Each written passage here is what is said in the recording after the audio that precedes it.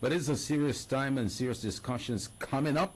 A very interesting one today on PROSUMER Forum. Remember, PROSUMER Forum is the program that brings together the producers, consumers, and also the regulator. Yesterday on the program, we had a representative from the Consumer Protection Council who tried to give us the 5 key areas of concern and methods in which the Nigerian system works and operates as regards consumption and what we should try as much as possible to avoid as a matter of fact. I would like to say thank you for staying tuned in to Human Rights Radio 101.1. On the program today, we have a producer who owns a personal company and is self-employed. He is also into spices, grains, as well as farming and other things. I'm not alone. I also have a co-presenter who will be talking with me and will also be guiding our discussions as well. Jennifer Ibrahim is in the studio. You're welcome. Thank you very much. And of course, our very own Nigerian producer who will be coming from the perspective of, an experienced producer. Because again, on this program, we try to bring the producer, the consumer, and the regulator. Yesterday, the regulator was here. Today, it is the producer. We're really looking for a day when all of them will be seated here all together and attend to some of our key issues of concern. His customer base is both in Nigeria as well as other parts of the world, and he has factories and offices in Abuja, Lagos, and Port Harcourt. The list is endless. So let's welcome to the program Mazi James Okorafor. You're welcome to Human Rights Radio and specifically PROSUMER Forum. Thank you, Peter Kundum. It's good to have you on the program. It's a pleasure. And let's take a look at the background of your company first of all. You started here in Nigeria. Where precisely? In Nigeria, Abuja, Jos, Benue, Imo, where? Okay, the incubation period was while I was... You need to use the microphone. Okay, the incubation period was while I was in Jos.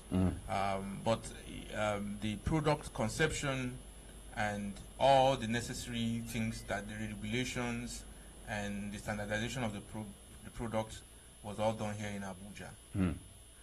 And it was not a funny one because the regulation took toll. At a point, a producer begins to ask the question: is the regulatory body to help do the business, or are the problems that the manufacturer will always face in making his product? So these are the things that sometimes, that's the perception that one grows with when you're a manufacturer of products in Nigeria, because the constraint, the environment, the scarcity of funds, and the requirements, and the people who are the resources that are supposed to use for the product, and everything that comes in the process of production, and the regulator is always very, very bureaucratic. When they say you want to have 4 chambers, you must get the 4 chambers, you must do this, you must buy these kind of machines for sterilization, you must do this, you must do that. And when they come as, sometimes they don't have they come without a human face. And to really attain to their requirement, what they call CD, compliance directive, it's always very, very, very, very tough, especially when you have little finance for a startup. When we started earlier on, we just have small money we've saved from our own personal savings and family contributions and some other friendly donations to start up a little small scale spice industry. And you want to sell in a supermarket, you want to sell in the diaspora, and the regulatory body comes with all sorts of recommendation. And in fact, so the compliance is for food safety, we understand. But some of these things could be done with human face. That's actually what every manufacturer at that level when I started would have wanted from the standard regulatory bodies. But their own is that they're so particular about you doing it the way they want it. You must have a facility that have 4 different chambers. You must have what this, what that. You must have a UV light. You must have a sterilizing machines. You must use machines that are food production materials that are stainless, something that cannot rust, and you cannot build near where there is buried ground or where there is abattoir. So much rules. It took me quite some time, like 3 years, to be able to meet all those requirements, because I had to sometimes just close down, look for some other things to do to raise the capital. To raise the capital. Okay, I have a question. When it comes to regulatory bodies, just like you said, does this affect production? Definitely, it does. Okay. Because you can't, if you're a manufacturer, when the standardized organizations or the standardized regulatory bodies, because they are not just one. What I'm talking now is generic. I'm not talking of just as a manufacturer or as a service provider. I'm just talking, the regulators sometimes, they put some stringent, like what I'm saying. They said I must have a production operation manager who must have industrial or chemistry or biological inclination, bias in his degree. Okay. You understand? So to pay such a person as a staff, you must also have their medical records, and you have to do analysis of your product yourself, and you know what it is to get an analysis for your product. So the little money you have to just produce, you end up spending it sustaining a staff that you've not started production with. So if you there's kind of machines you bring up, they say it's not food. How do you put it? They say it's not. No, it's not food. They say it's not a food material processing machine. Okay. So these machines or equipment, are they produced or manufactured locally? There's this tendency, they'll tell you there are local fabricators, but I personally have my own reservation about local producers. I'm not saying they are not good ones, but I've tried it many times. I got burnt. So I would rather go to places like China or India, where we have cottage industries and they have an indigenous. That's the problem we have in Nigeria. Well, everyone wants to make a car. Everybody wants to make want to go to the moon, but we don't have engineers looking at industrial machines. That's sector that we don't have, because you see farmers still using hoes. You see farmers using use hoes to farm. You see farmers use ox, cows to farm. But if you go to India and China, you see people look at the processes of doing things, and they invent machines that can help do the things faster. So, and they customize. If you see the machines they build today, like in rice processing machines, places like India, places like China, it's a very compact, small machines. They are not as big and so almost like Nigerians will build. So you can have a small space like this studio. You have a machine that is producing over 20 tons per hour.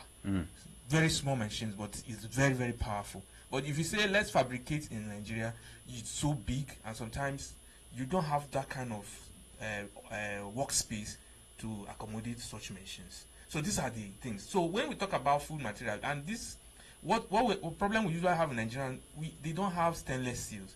They usually use iron metals to do, and they now paint with they coat it, and with time it rusts. And that's what the regulator doesn't want. Ibrahim, Jennifer? This really baffles me. So talking about this, I have a question that concerns your consumer. Okay. How do you get how do you get feedback from them? How do you get to know if you just distribute and at the end of the day you say, my spice is selling, or how do you get to understand that they are actually getting into what you're producing? Okay. I'm not just a market person, but I'm also an entrepreneur. I believe in a philosophy of need-based kind of business. My business is not me-driven; it is customer-driven. Okay. So before I set out to do my business, I was able to know my market segments, know people who will acquire my products, know their demography, know where I can find them.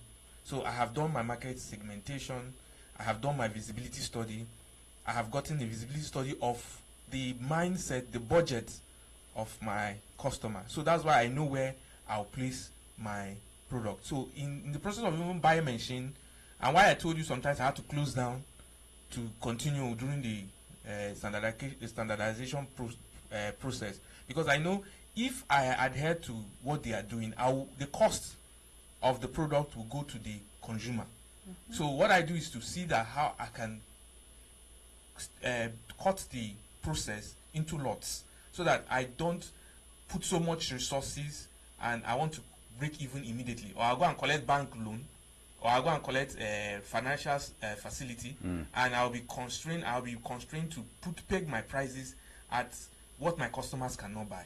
So also to answer your question, as a producer who is conscious, when we produce our product, we place people as market reps, we place people as unobtrusive observers for our products in supermarkets, in wherever our products are being distributed. So we observe. We did, before we even went to the market, we did market sampling.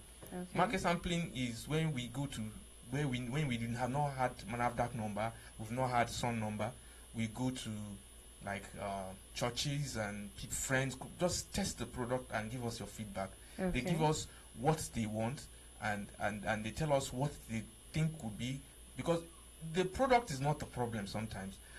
It's the packaging.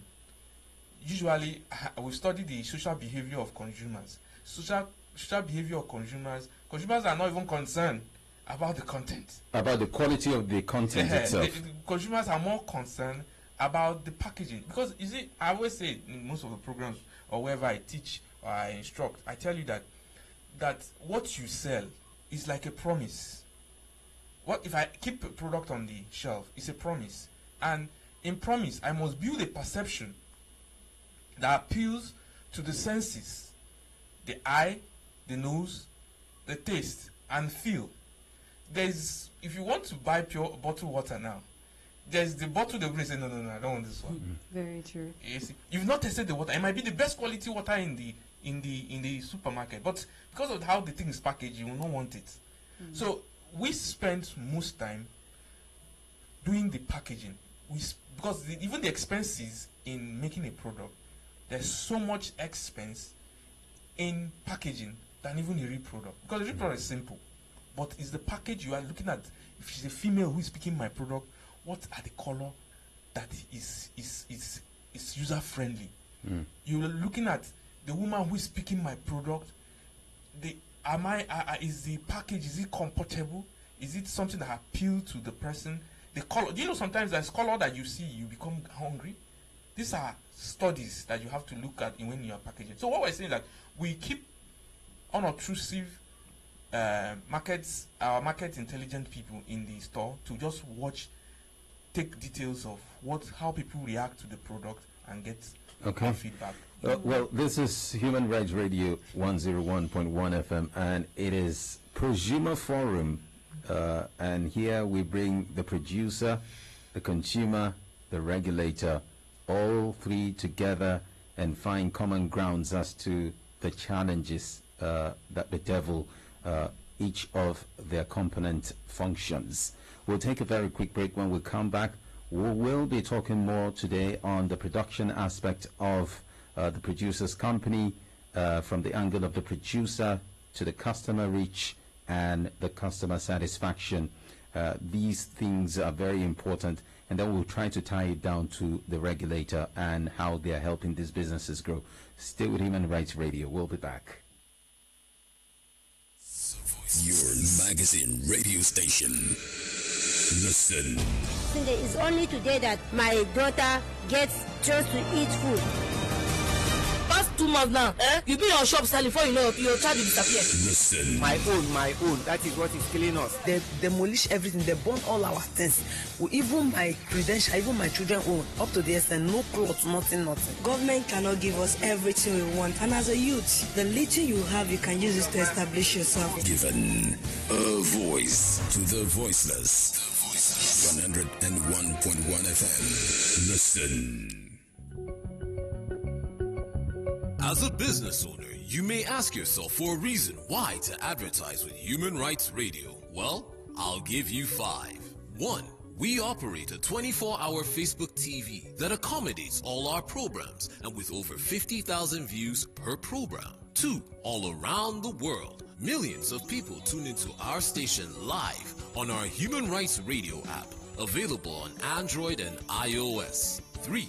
We are employing over 2,000 conversers ready to attend to all your advertising needs. 4. With our very affordable rates, you are guaranteed the best value for your money. 5.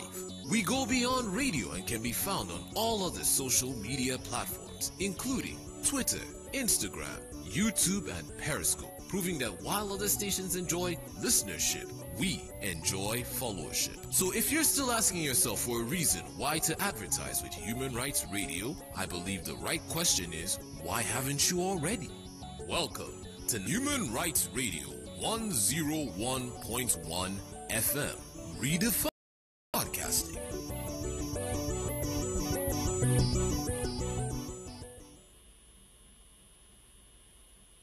Welcome back to Human Rights Radio 101.1 FM, and today we're talking with a producer on PROSUMER Forum who owns a personal company and is self-employed.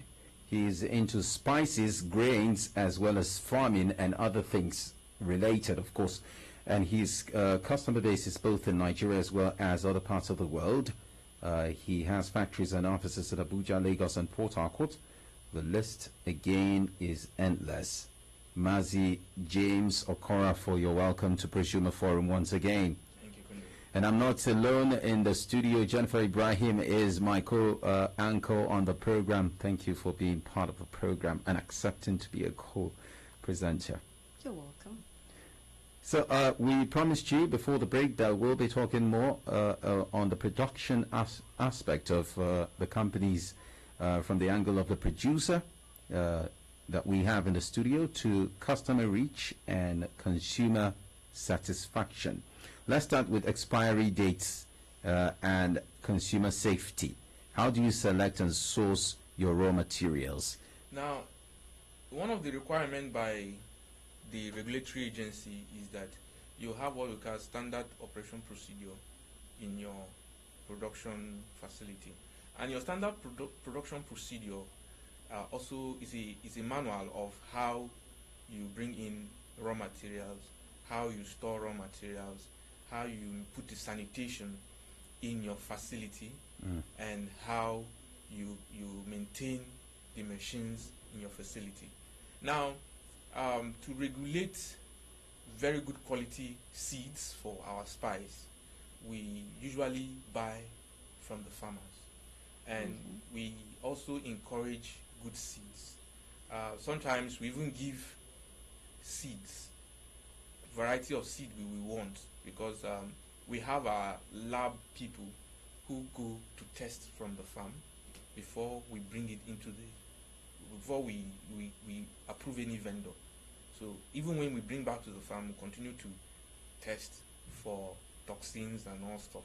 So when such things are not found, and the way where we preserve, we continue to go back to check those raw materials that we don't find toxin or whatever that could be injurious to human consumption. So when we bring it to our labs, we have processes of continue to wash. Even the regulatory agency control the kind of storage facility you have, and whatever you use to clean the sanitation. They are concerned about what you use for control of pesticides or whatever, insects or whatever you use to control the most, because you must have a contract with an approved fumigation outfit who fumigates your facility, because that's one of the criteria for standardization. So if you see the other hand of it, the standardization is not that it's bad, it's very good. Because you know one thing about public food, if it is not regulated, people can do anything, and some people don't have conscience. That is the truth. So, but all we are saying when we're talking about there should be a level of human face, because we're all looking for where the informal sector can be major contributor to the economy, to grow the GDP. So when you see a startup like that, there are little ways you can help him to increase. Though there was a time, like last administration introduced what we call the UN project, and I noticed that there were some little weavers given to them. It's not that it is you can produce anything you want to produce, but you'll be under close monitoring. If you cannot get this, you can do this one in face, you get that one. So what I'm trying to say is that it is good to regulate. We're not saying it's not good to regulate. It helps. Without the regulation, somehow we might not have even tried to quarantine the raw materials we are getting from the farmers to make the product. We might not be able to even be very careful on the processes of our process of production, because we have to wash with machine, we dry with the machine, then before we blend, before we package, and the packaging material we are using to package has been exposed to a UV light. That UV light does not allow bacteria or anything, because in the process of making the packaging material, human hands, and also there are conditions for production. The hair must be covered, the nose and mouth must be covered, the hand, you can't handle with physical hand the production, the raw material in the process of production. So these guidelines help hygienic production environment, especially in the production floor. And it's not every person can go in there, because in the facility there's a restricted area. There's a particular area. If you're not a production staff, you can't go in there. And usually there's a clock room where these people, after production, they have to enter and eat their food. And there's also a constant hand washing system that whenever you cross, you have to wash your hands before you enter. It's like going into the theater. Like I just want to give an analogy, like a doctor going into a theater. So there's mostly a high hygienic environment, that standards that you must adhere to be able to carry out production processes. So what am I saying? That thank God for the regulatory agencies, they help imbibe this kind of culture. But what we're saying, in the process of imbibing, let there be human face and less bureaucracy. Okay, my question goes this way. When you're talking about raw materials, there's this notion that a lot of people have, that, especially the consumer, that most of these items, by the time they come down to the consumer level, they have a tendency of having chemicals in terms of preservations.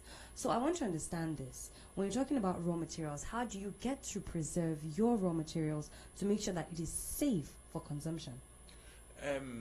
That's also part of the economic of scale we do in our factory.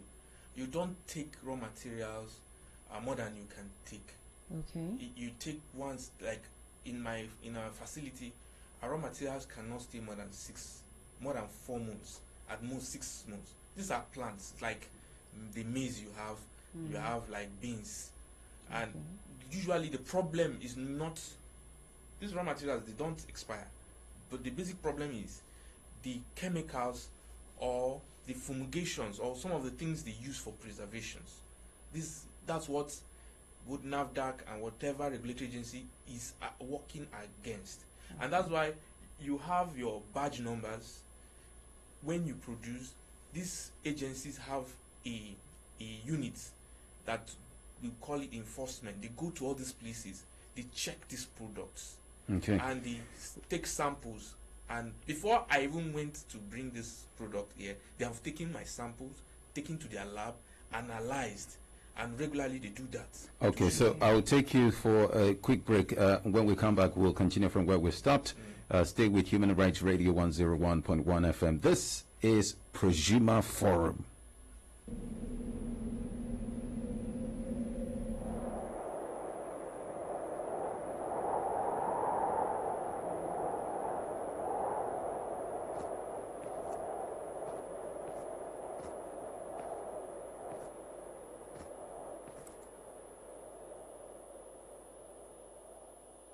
Allahu Akbar, Allahu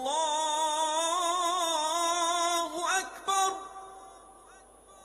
Allahu Akbar,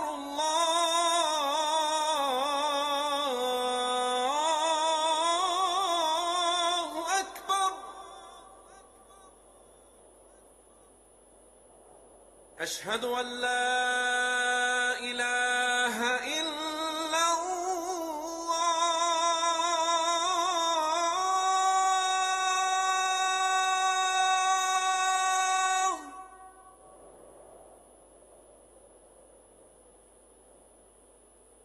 أشهد أن لا إله إلا الله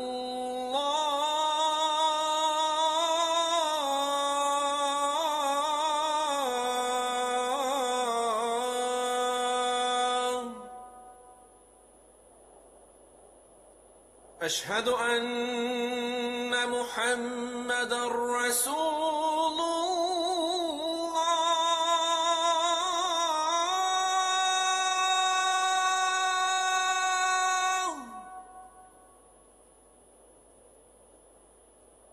أشهد أن محمدًا رسول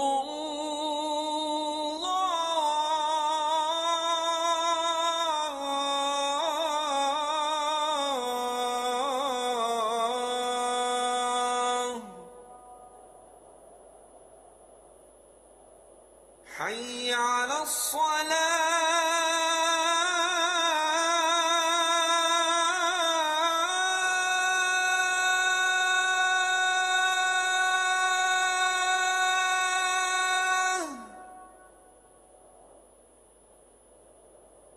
حي على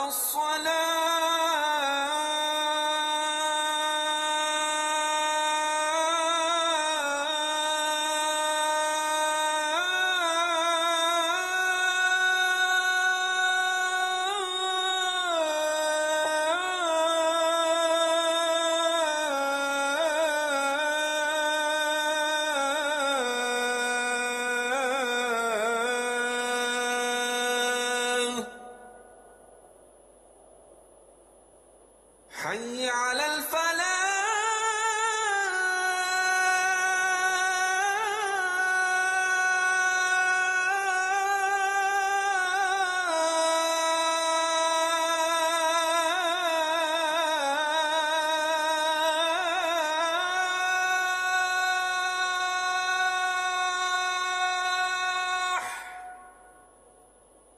حي على الفلاح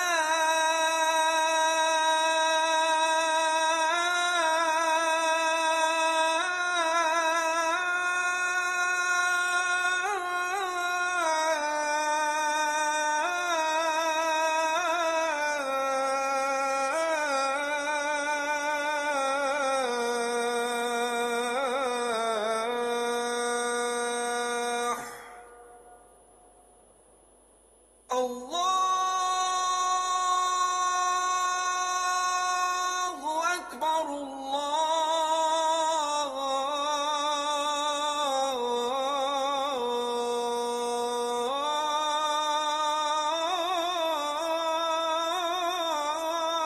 أكبر لا إله إلا الله.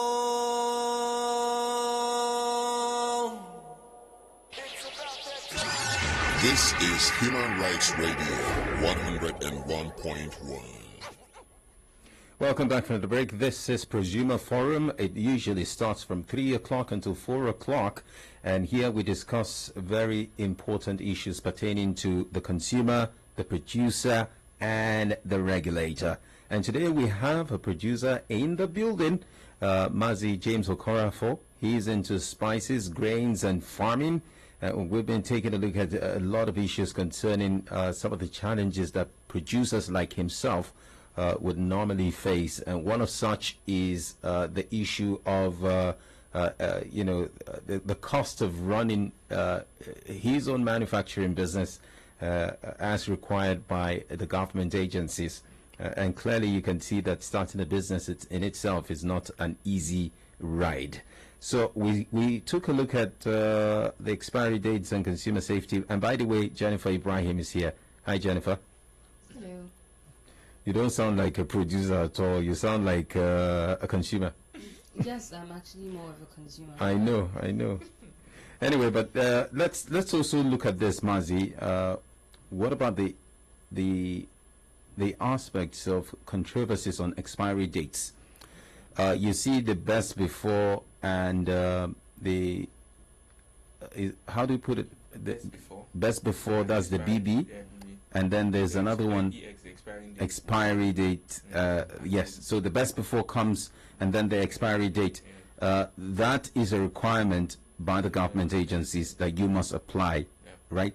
Now, how do you calculate all of that? How do you know when a product is good for best before and, let's say, best before December or expiry date? The shelf life of every product. That's why I said a product doesn't just come on the stand. There's a lot of backroom design, and that's why it takes time. You do a lot of lab testing. You don't just start a product immediately and put it on a shelf. That's why even NAFDAC themselves, or whoever the regulatory agency themselves, takes this product and tests for a lot of things. The text of you give them, you do your own personal analysis and look at how long can that product stay. Then you tell them this is what you have done. They too do a confirmation laboratory analysis to check the shelf life of that product. So they are the one that usually at the end of the day say, this shelf life you put, it's not visible and the test failed. Now, do they now follow up with your subsequent product? Definitely. That's why you see, you saw best before and manufacturer date, and also under you see the batch number. So for every batch number, for that's like a series of that production, there's usually one you archive. There's one they also the regulatory agency is supposed to pick up anytime and do their background test. Okay. Or if you are a consumer and you think that you have taken something that is expired, you can report. That's what vigilance. I have a question concerning that. Peter, I don't know if you've noticed, but Nigerians have this thing with expiry date, whereby you can see you're going to purchase something and it's already expired, but you'll be like, it just expired yesterday or last month. Am I safe to still consume such goods? It's wrong. In the States or in the more civilized climate, once it's even 1 month to the date, they take it off the shelf. And this is where the true behind that, or you see all these mad people or homeless people go to take. But this one that if it has already expired is not fit for human consumption. And what are some of the dangers if you consume those things? You see the health challenges we are seeing today. It's possible this could be reasons too. So but the whole ball game is that you as a manufacturer, you owe the consumer that trust.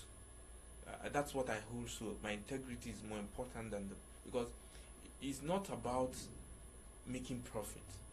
To me, it's about you really telling the consumer that what I have promised you and whatever I have put on my label is all the truth I can give. There's nothing beyond that. And this is just my own personal philosophy. Is between me and the faith I profess. And if I ever give you something, I believe it is right. But also, the regulatory agency can be proactive in process of just do a raid, pick up a product, and you as a consumer too, you have all the rights. When you feel your trust has been breached, or your safety has been breached by somebody who is badging something that's expired for you to take, you report, and that's the only way you can test the law. I've seen people seen cockroaches or seen what they call it, frog inside bottled sodas, and they took it up. They even went to seek redress from the judiciary, and they got compensations for being violated or for being taken off their. So it's even more double wahala for the manufacturer if that happens. Yes. But it's just that in this climate, people don't want to go on to litigations. So these are the reasons. Now, what about self-destruct? We see, some companies say, please self-destruct, or they put a sign that when you finish using this, you should use maybe a scissors or something to destroy it. What is the intention? That is for pass-off or for fake product. You see, you'll be shocked that sometimes a product, as much as an international product, can be plagiarized or can be faked. Somebody can copy it, the packaging, and package nonsense. So why we say destroy it is like things like toothpaste, those tubes. Somebody can get all those tubes and inflate it and put his own. So when we say destroy, because from the factory we have a PVC that can produce such tubes, new fresh ones, and package it. And sometimes you even see some special seals to identify that this is original. So they even teach you how to identify the original of that product. So it just happens when there is a product that is fast, especially the FMGC, the fast consumer moving product. Whenever somebody sees that this thing is making money, this product is so making money, they will go to Olowale and print the same kind of product packaging and put whatever they like inside. So, but the producer have the right to say, when you finish with my package, destroy it. Because some people will go, there might be a bottle, it might be whatever, they will go and buy the ones that is used from, pick it from, pay me Ebola, pay me the scavenger to pick all those things for them, and they now use it to be rebottling or use it to reproducing the same product and increasing the tendency of people buying unsafe product. Jennifer, any questions? No. All right, so we'll go to the phone lines very quickly. 081 89 99 10 11. Call us up and be part of the discussion on this program. We'd like to know what your thoughts are. You may have some complaints and questions. Mazi James Okorafor will also help in answering some of these. As a producer himself, I'm sure the challenges are enormous. And apart from the cost-intensive nature of doing production and then the challenges of the government agencies, we also have the challenges of the consumers as well. And I know that when consumers come knocking, it's not going to be funny. They don't come often, do they? You know, it's mandatory by NAFDAC that you must have a callback number and you must have a feedback email. And your address, your production facility address must be on the package. So in case a consumer needs a redress, he knows where to find you. He knows how to get back to you. So also, apart from being a feedback for us, we have time when the only complaint I've ever received was that there was a place we were supplying our spice and it got finished, and in the process of production, the person was angry that we've not resupplied. That we've made the taste of our husband. If without that particular spice, the husband cannot take pepper soup, so we should better bring the product. So those are the kind of calls we receive anyway. But what I'm saying is that why you do that is to know that you can't run away from the customer. The customer have a way to reach you and tell you how he feel about your product. We have customers that could tell you in good notes, in good light, the product will be better if packaged this way, if this color is taken care of, or you make an industrial pack for it. So sometimes customers call you for suggestion or even give you appreciation for the product and tell you, this product is fantastic. Somebody usually call the customer line and say, this product is fantastic. I've used it. I've never seen packaged spice like this. So that kind of complaint we receive sometimes. But another thing again I want to put as a clause that when a customer complains, take it serious. Because you see, it takes just one customer to tell another 100 customers not to use that product. So whenever a customer complains, you must go correct the product, correct the whatever they have complained about, and call the customer back and say your concern has been taken care of. And subsequent product, you see the change that is in the product. And once the customer is satisfied, because they will not come back and tell you. Sometimes they don't even have the opportunity to come back and tell you, but they tell 100 people, and that 100 people will tell. Before you know it, people will just pass your product in the shelf. Say, they say this one is using this to do this. It's just bad for your public relations. So agencies like NAFDAC, SON, NDLEA, Ministry of Health, and NCC. There's PENCON, also, what do you call it? PENCON. They regulate pension. So there are a lot of them that regulates. Yeah, but taking a look at your relationship with the Consumer Protection Council as well, and all of these agencies, how's the relationship as a producer? It's cordial, because most times they organize programs and they invite us to tell us how to for you to learn. One of the customers might not have the opportunity to air how they feel, but with such a fora, they're able to express what they think, and you go back to do your in-room rejig. Okay, Mazi, I have this question. Sorry to take you back. No. It's about something you said concerning products, services. It's called more of, you said, a feedback from the consumer, right? I know that a lot of people, I'm actually speaking on behalf of the consumer right now, that whenever we see contact numbers on seals on a product, we don't really take it serious. It should be taken serious, because and I know that because we don't take it serious, we don't feel like if we make a call or try to find out the address and lay a complaint, it's going to be heard. So what are you going to tell the consumer right now concerning that, to re-emphasize so that they know that they have a right on that? Any product that I cannot reach back the producer, I will not buy. Okay.